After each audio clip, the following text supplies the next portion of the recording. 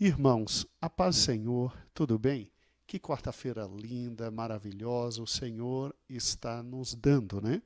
Deus é bom e eterna a sua misericórdia. Hoje à noite nós vamos tratar da segunda parte da Torre de Babel. Eu quero começar esta lição com os irmãos refletindo sobre o seguinte fato: por que tanta repulsa da parte de Deus? Que aquele edifício, na verdade, trouxe de alguma forma para que Deus desejasse descer, ver o que estava acontecendo e tivesse em seu coração uma posição tão contrária, né? Nós vimos, amados irmãos, que a Torre de Babel era com certeza um dos maiores zigurates feitos na época e que simplesmente ali se adoravam outros deuses. E isso trouxe ao coração de Deus repulsa muito grande. Ali as línguas foram confundidas. Eu deixei semana passada, Joel passou para todos os irmãos um vídeo muito interessante sobre a arqueologia provando não só a existência da Torre de Babel, mas também a arqueologia provando que, de alguma forma, a humanidade falava a mesma língua. E hoje nós vamos ver o aspecto religioso que está por trás de todo o texto em Gênesis 11, tá? Em Gênesis 11. Muito bem. Em primeiro lugar, eu preciso que os irmãos entendam o que aconteceu com Noé e seus filhos ao descerem ali da arca. Eu quero mostrar para os irmãos algo muito interessante, a localização exata do Monte Ararat, aonde a arca parou, e exatamente o que? Exatamente o fato da descida dos descendentes de Noé ali da arca e para onde eles foram se estabelecendo e as dificuldades que eles tiveram num primeiro momento quando desceram da arca. Por gentileza, Joel, por gentileza. Meus irmãos, vamos então começar todo o nosso estudo desta noite olhando para esta imagem aqui. Já foi perfeitamente vista na quarta-feira passada e aqui está Noé, seus 3 filhos, Sem, Cão e Jafé, né? Sem eles descem da querida arca, né? No Monte Ararat, segundo a palavra de Deus, e uma nova vida começa. Preste atenção, por gentileza, a estes detalhes que aqui nós temos. Em primeiro lugar, eu preciso que você identifique onde fica esse Monte Ararat. Ele fica exatamente aqui, ó, entre a Europa e a Ásia. Aqui em cima está a Europa, ali do lado da Ásia. O Monte Ararat fica exatamente aqui. E é interessante notar aqui aquela figura um pouco mais ampliada. A Europa aqui à sua esquerda, a Ásia à direita de vermelho. E a principal divisa entre a Europa e a Ásia está aqui, ó. Exatamente aqui. Vou destacar, por gentileza, com esta seta aqui, a principal divisa entre a Europa e a Ásia é essa pequena península aqui, que nós chamamos de Turquia. Deixa eu ampliar esta imagem aqui ao lado. Ó, aqui está aquela imagem ali ampliada a Turquia. Veja que a Turquia ela tem uma localização muito importante, porque grande parte dela está na Ásia, mas uma pequena parte, inclusive onde está a capital Istambul, está na Europa. Interessante, né?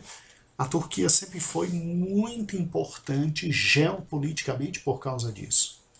e olha aonde a arca foi ficar, no Monte Ararat.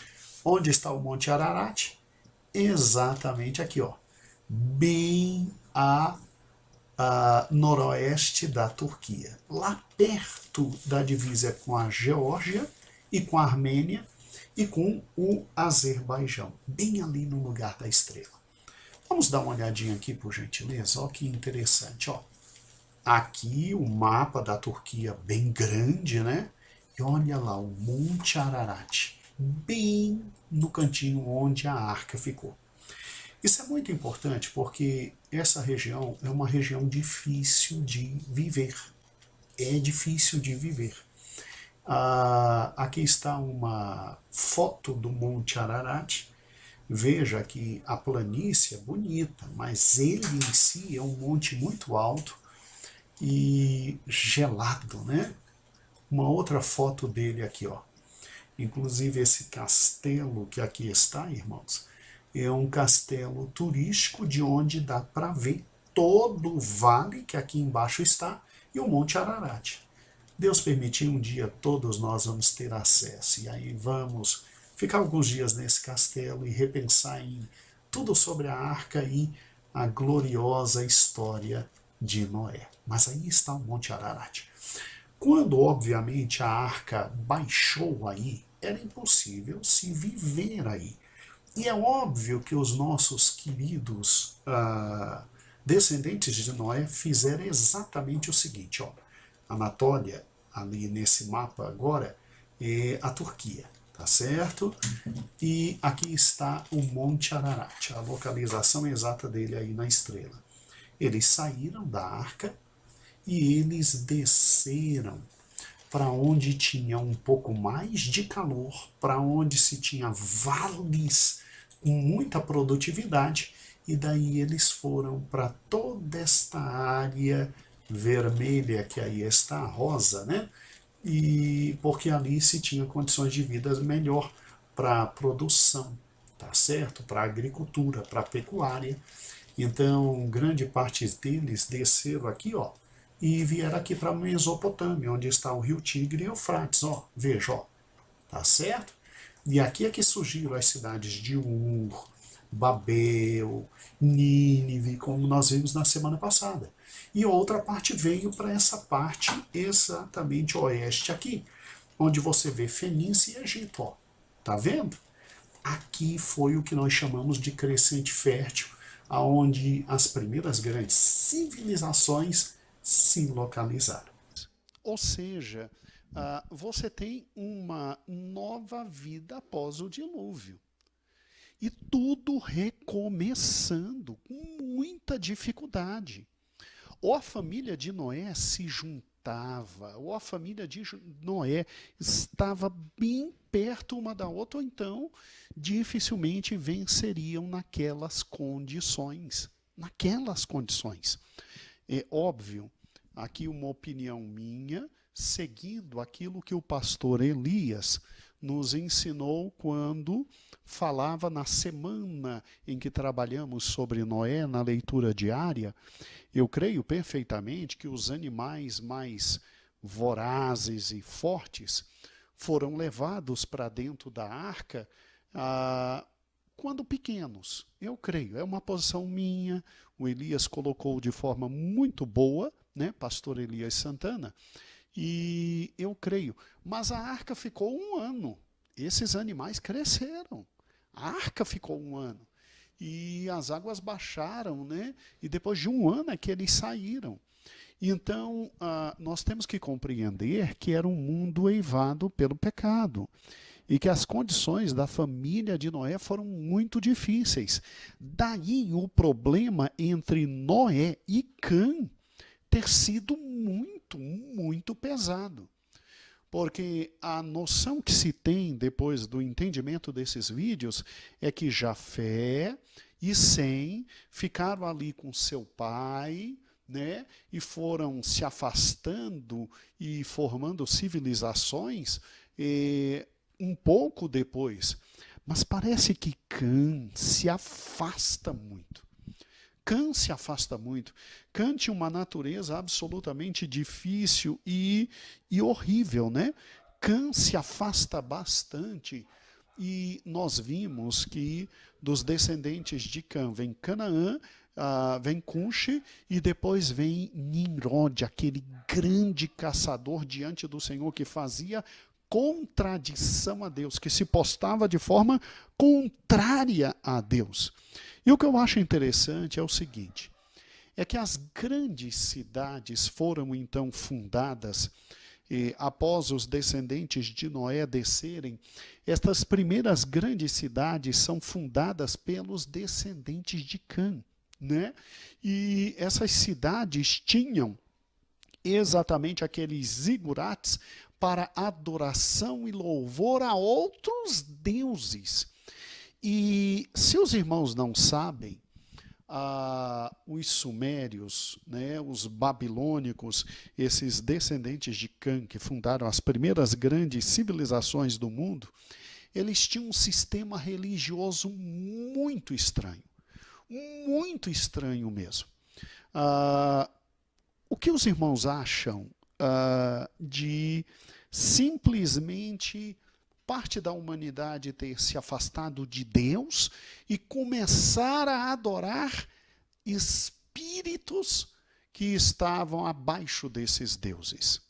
E é interessante que os livros de história antiga, eles narram que cada uma das cidades, estado aonde os sumérios ergueram, Ur dos caldeus, Babilônia, Assíria, todas fundadas por esse grande homem chamado Nimrod, é muito interessante notar que ali se adoravam deuses absolutamente próprios daquela cidade.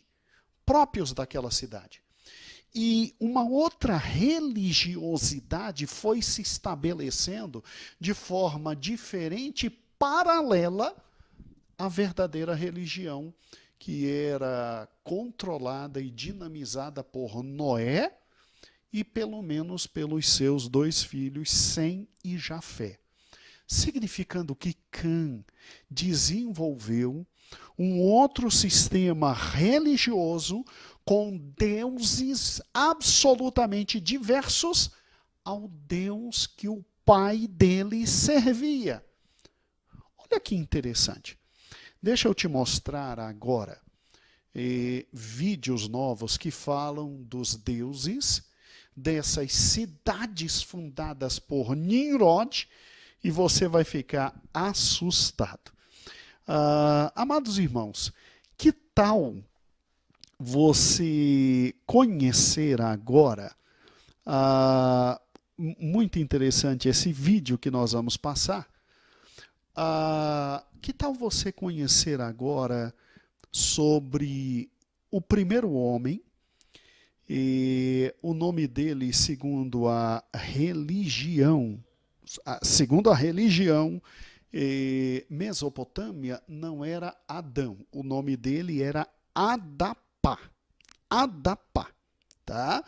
E Adapá, olha que interessante, ele, na verdade, ele não foi enganado pela serpente do Éden. Ele, na verdade, foi enganado pelo Deus que o tinha criado, este Adapá, olha, muito interessante. E a serpente do Éden, na verdade, para esta religião, ela era a grande guardiã da árvore do conhecimento. E, além de guardiã, ela intercede pelo homem caído, mas Deus que tinha criado o homem é um ser tirano e mau. E esse ser tirano e mau nega ao homem o acesso à água da vida. Irmãos, que tal a ideia de que Satanás é o primeiro grande intercessor do homem, mas que o Deus que criou o homem era um ser absolutamente tirano, que não permitiu o homem beber da água da vida? Não parece estranha essa história?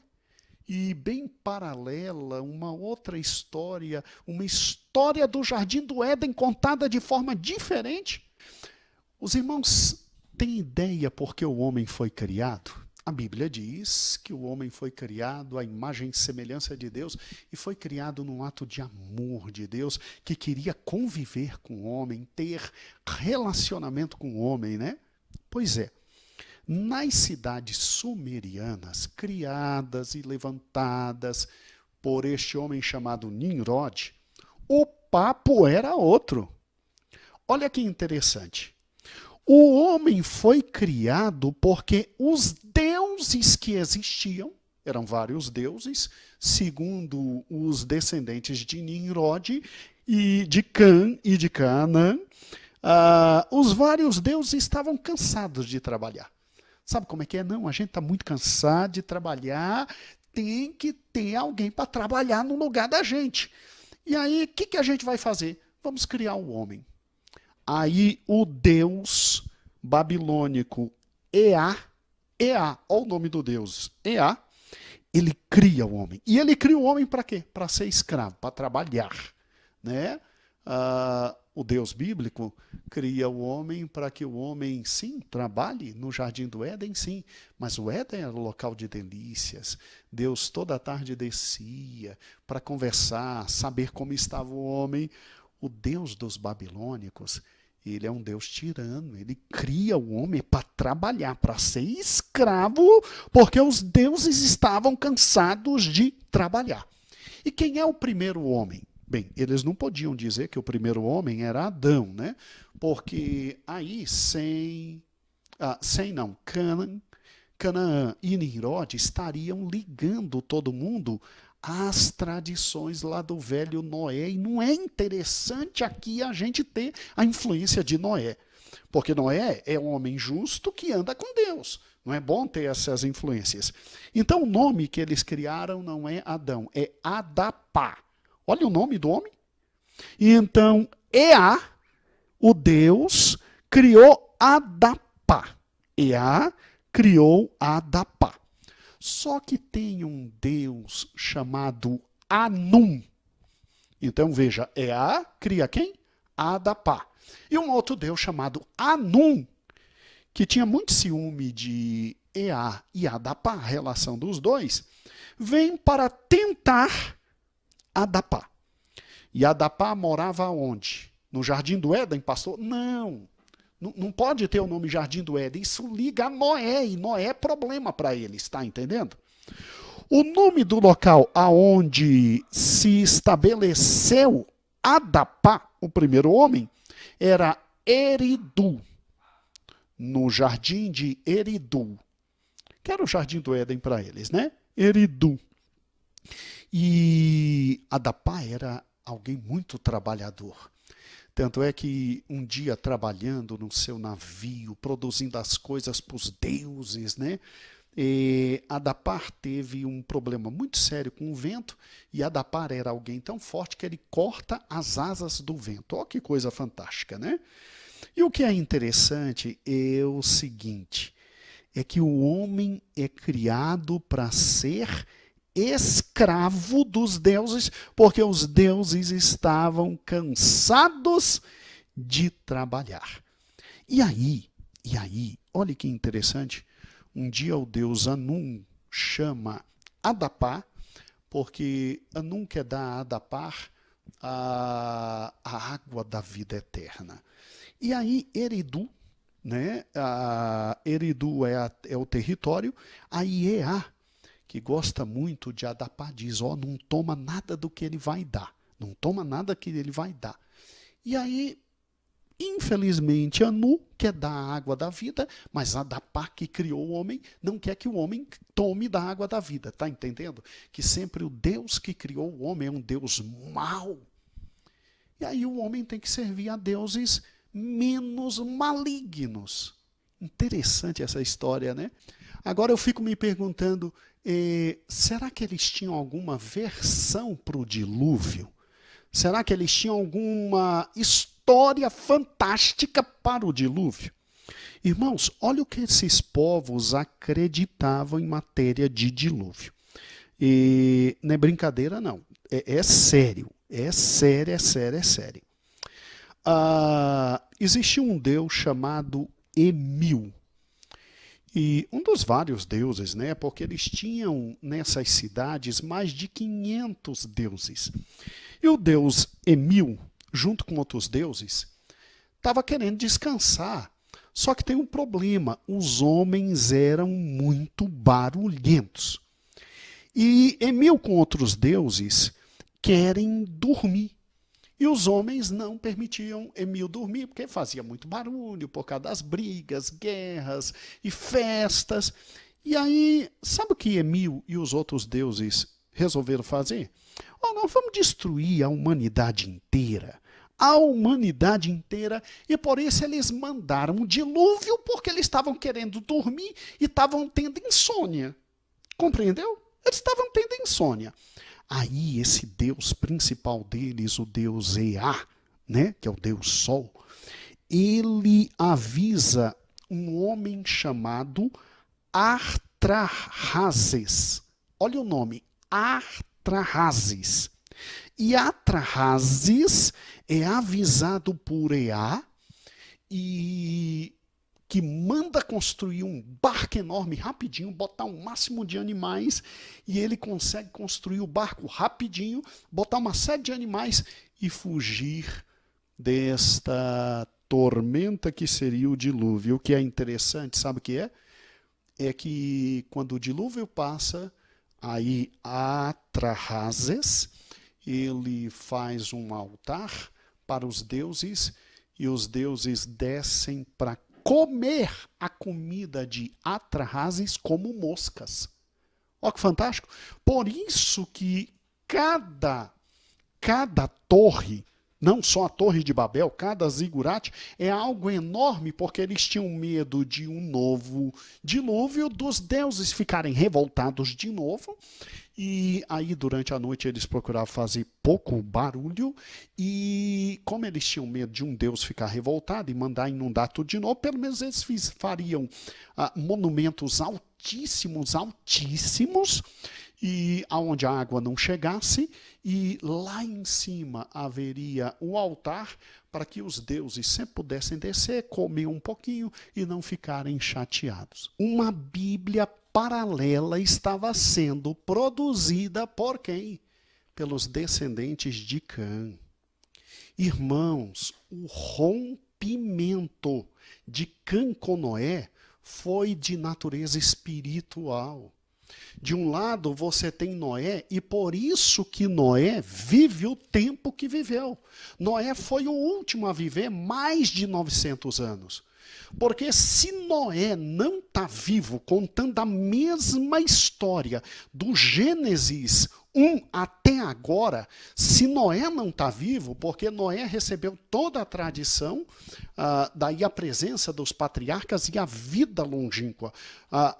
Adão viveu 930 anos, Noé, se não me falha a memória, 950.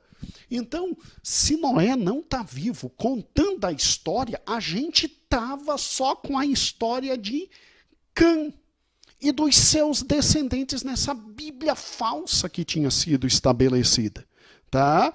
Porque esse tipo de coisa se espalha. Cada cidade mesopotâmica criada por Nimrod servia a um desses vários deuses que aqui estão. E uma nova corrente, uma nova história foi surgindo. Daí porque, e isso está registrado até hoje, esses vídeos não saíram do nada não, saíram de livros de história. Isso está registrado até hoje. O que falamos aqui, você pode jogar no Google, você encontra com tranquilidade todas essas histórias. E isso está registrado, e o diabo até hoje se aproveita disso para trazer uma narrativa paralela e para dizer, não, o que está na Bíblia é mera mitologia como essas outras mitologias. Compreendeu o que o diabo fez desde essa época? Desde essa época? Agora, amados irmãos, olha que interessante. Se você parar e pensar, então, os descendentes de Cã, eles promovem um afastamento espiritual muito grande. São eles que levantam esses zigurates e a Torre de Babel, e Deus, quando desce, Deus abomina tudo que ali está. Deus abomina tudo que ali está. Agora, vou fazer uma relação muito interessante entre esses primeiros deuses que surgiram e os descendentes de Caim. Preste atenção. Eu não estou falando de Cã. Eu estou falando de Caim. Lá em Gênesis, capítulo 5, você tem a genealogia de Caim. E você tem nomes como Jubal, Jabal, Tubal, Caim, Naamá. Você sabia que estes grandes filhos de Caim, eles são protótipos de deuses pagãos que viriam no futuro? Uai, mas pastor, todo mundo não foi destruído? Foi destruído. Não só sobrou Noé e a família? Foi. Mas por alguma razão, os descendentes de Cã recuperam a memória dos filhos, netos, bisnetos, trisnetos de Caim. Esses homens poderosos, vigorosos, fantásticos, mas que estavam longe do caminho do Senhor. E destes homens saem os deuses babilônicos, que depois são reproduzidos pelos deuses greco-romanos e que forma tudo que o Senhor chama de Babel a prostituta. Irmãos, agora assistam com muita calma. Todos os slides que vou passar estarei falando. E depois dos slides, nós vamos ter um vídeo que relaciona os netos, trisnetos, tetranetos de Caim com o que exatamente se produzia de deuses na antiguidade pagã. Olha o que o diabo fez. Acompanhem comigo. Joel, vamos soltar os slides, por gentileza. Amados irmãos, vamos então, em primeiro lugar, a primeira genealogia, para que você possa entender exatamente o próximo vídeo que virá e a relação que alguns historiadores fazem com os grandes mitos, ou seja, deuses da antiguidade, e os filhos de Caim. Olha que interessante. Você se recorda que tudo começa com Adão e Eva e que eles têm os dois primeiros filhos, Caim e Abel. Infelizmente, Abel é assassinado por Caim e aí surge na história Sete. E Sete é colocado no lugar de Abel, segundo Eva. Deus lhe tinha dado um novo descendente no lugar de Caim. E aí duas grandes descendências surgem, a de Caim e a de Sete. Quando você olha para a descendência de Caim, você vê exatamente nomes e relacionamentos e atividades para com esses nomes. Em primeiro lugar, você vê exatamente aqui o nome, obviamente, de Caim, não é? O nome de Caim, e ao ver o nome de Caim, você vê que Caim foi o primeiro homem que fundou uma cidade. Ele se afasta de Deus e ele funda uma grande cidade. Obviamente, depois dele vem Lameque, e Lameque é o primeiro bígamo da história, numa posição absolutamente contrária àquilo que Deus tinha dito, né? homem e mulher, não homem e várias mulheres. E aí Lameque é literalmente o primeiro bígamo da história. E ele é que compôs aquele lindo poema da espada, de que ele simplesmente mata um porque lhe feriu e ele mata o outro porque pisou no pé.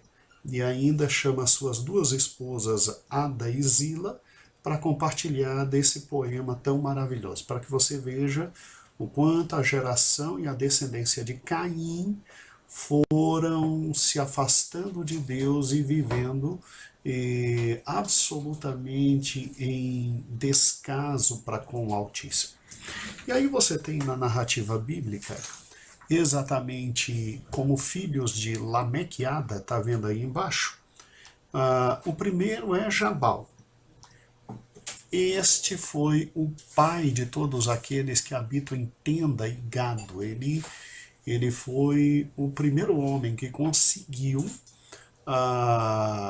ser grande e absolutamente forte e dominar toda a questão da agropecuária, né?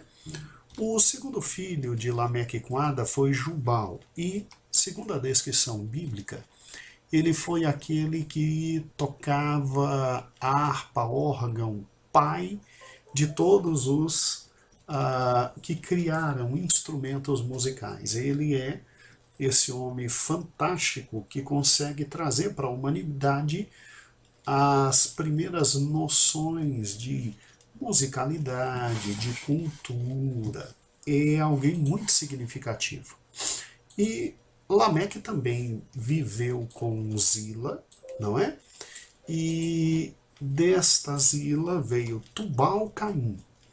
E Tubal-Caim é exatamente este grande homem que domina o cobre e o ferro, né? Dele surgindo toda a noção de industrialização num futuro muito distante, mas quando o homem dominou o cobre e o ferro, ele praticamente sai da pré-história.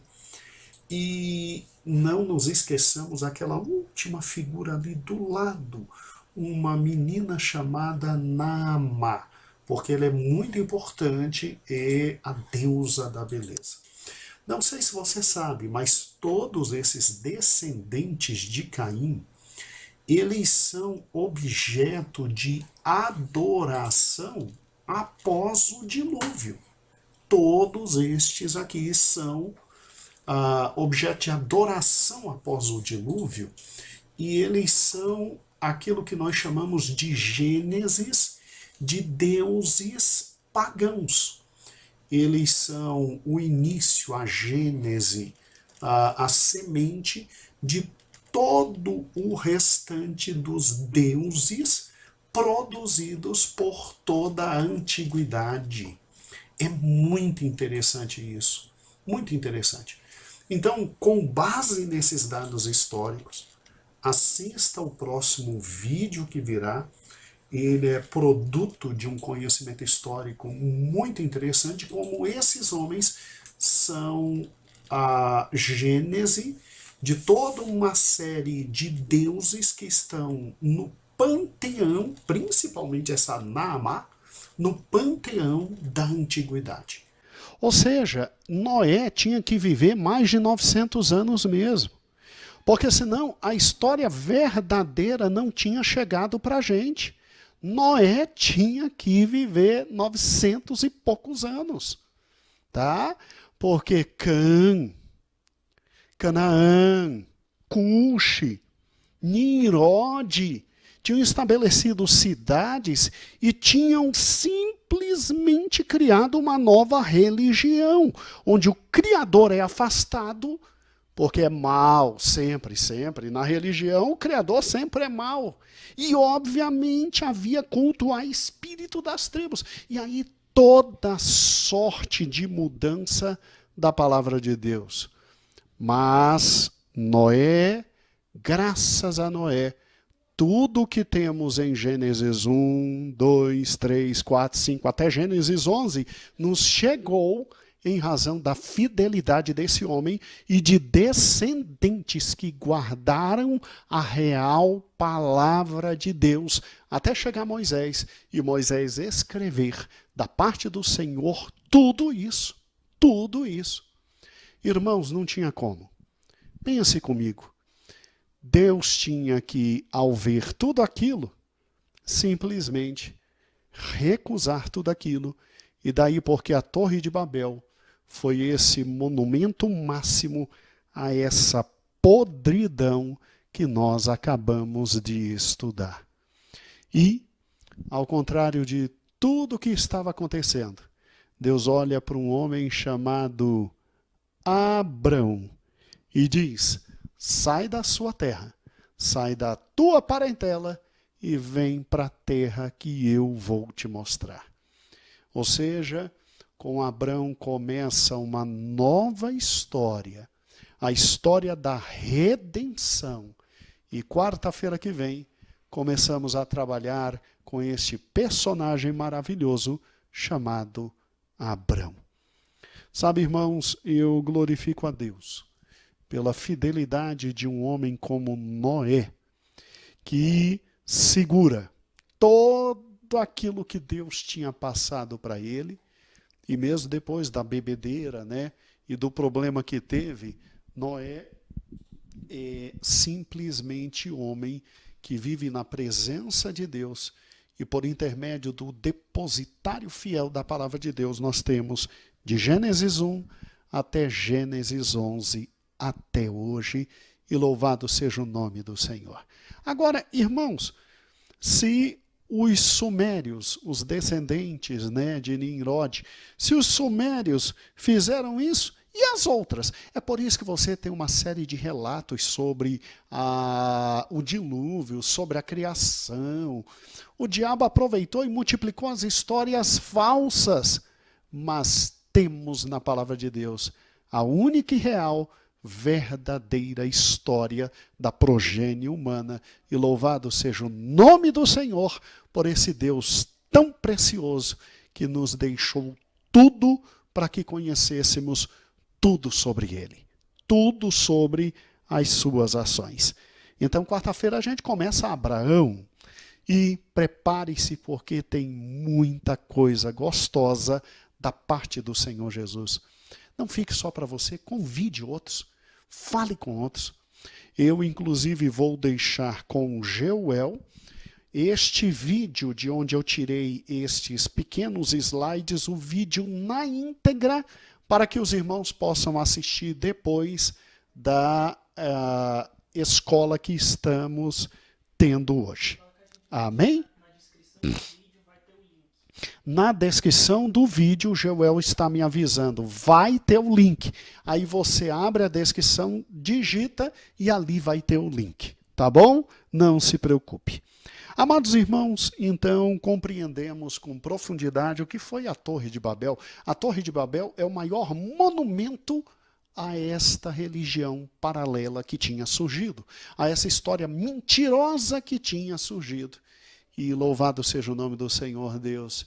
Deus é bom e eterna a sua misericórdia. E glorificado seja o nome de Deus pela vida de Noé, que nos trouxe como depositário a verdadeira história e dos seus descendentes que guardaram a verdadeira história. Não é?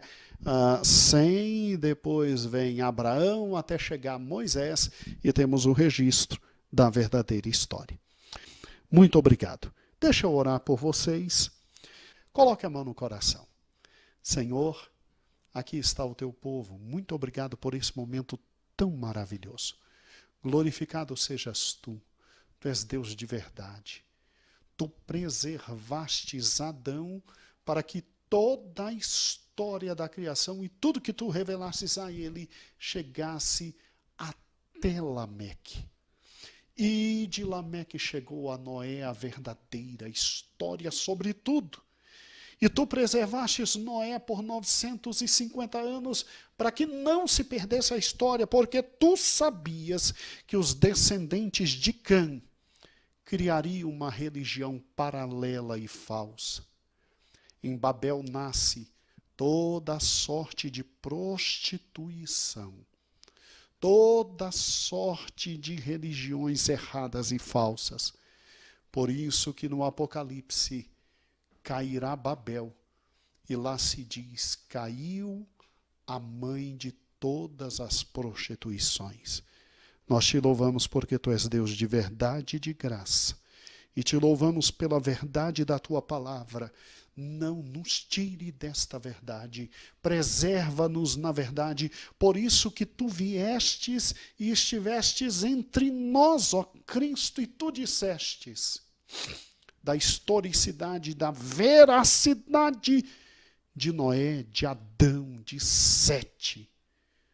Ó Cristo amado, nós te louvamos por todas as coisas, e tu és sim a verdade, o caminho e a vida. Ajuda-nos, Senhor, a viver na tua presença. É o que nós te pedimos e te agradecemos. Que o amor de Deus Pai, a graça de nosso Senhor e Salvador Jesus Cristo, as consolações do Espírito, habite e reine em tua vida hoje para todo sempre. Amém.